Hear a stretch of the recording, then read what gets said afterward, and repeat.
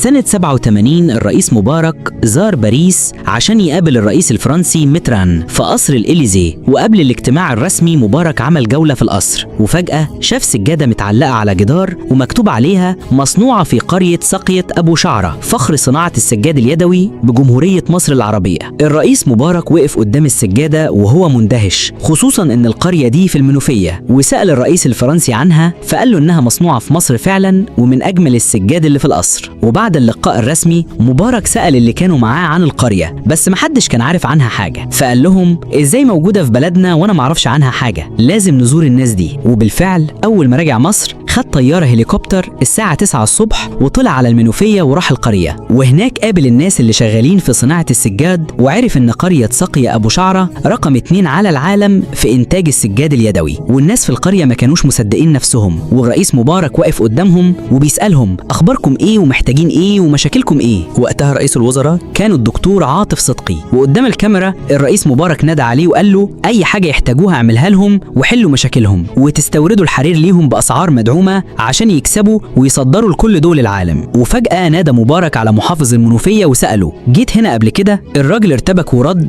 لا يا ريس. الرئيس سأله طب تعرف حاجة عن الناس دي؟ المحافظ مردش، فمبارك قال له ازاي يا دكتور يبقى عندك ثروة زي دي وما تعرفش حاجة عنها؟ يا راجل الفرنساويين عارفينهم وبيشتروا منهم واحنا مش هنا خالص. وبص للدكتور عاطف صدقي وقال له شوف الموضوع ده يا دكتور. وبعد ما لف في القرية كلها وقابل الأهالي اللي شغالين في صناعة السجاد، قال لرئيس الوزراء المحافظ ده يروح بيته أحسن، ده مش شغل خالص، محافظ ومش عارف عنده ايه في المحافظة. عاطف صدقي رد وقال له تمام يا فندم. وفعلا مشي محافظ المنوفية وجي محافظ جديد، وقرية سقية أبو شعرة فضلت شغالة، وكان بينهم وبين المركز الأول في تصدير السجاد حاجة بسيطة، لكن حصلت 25 يناير والحال وقف بعدها بشكل كبير.